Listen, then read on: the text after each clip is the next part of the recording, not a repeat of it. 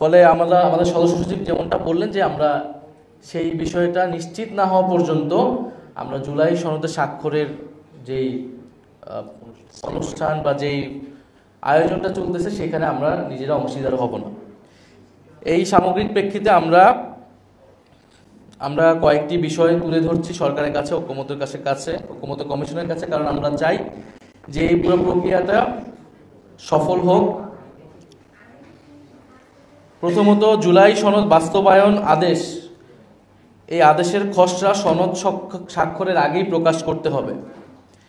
জুলাই সনদ বাস্তবায়ন আদেশ জনগণের সার্বভৌম অভিপ্রায় অনুসারে প্রধান উপদেষ্টা ডক্টর মোহাম্মদ ইউনূস জারি করবে।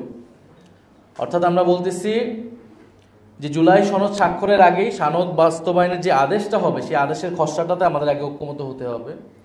তার উপর ভিত্তি করে আমরা জুলাই সনদে স্বাক্ষরের বিষয়টা বিবেচনা করব।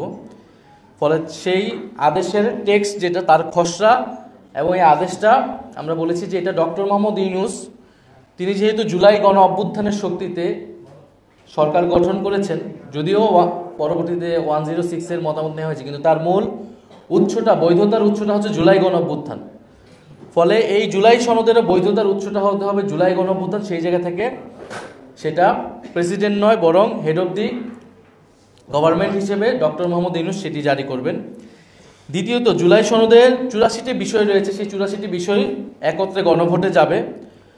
গণভোটে নোট অফ ডিসেন্টের আলাদা কোনো কার্যকারিতা থাকবে না। গণভোটের প্রশ্ন কি হবে তা আগেই চূড়ান্ত করতে হবে এবং আমাদেরকে সেটা দেখাতে হবে রাজনৈতিক দলগুলোকে। তৃতীয়ত হচ্ছে, গণভোটের দ্বারা জনগণ সনদ অনুমোদন করলে, অর্থাৎ সনদের পক্ষে ভোট দিলে পরবর্তীতে সংসদকে কনস্টিটিউট পাওয়ার ডেলিগেট করা হবে সনদ অনুযায়ী সংবিধান সংস্কার করার জন্য। এই দাবির সাথে মোটামুটি সবাই এখন একমত। সংস্কারকৃত সংবিধানটা 2026 সংবিধান হিসেবে পরিচিত হবে।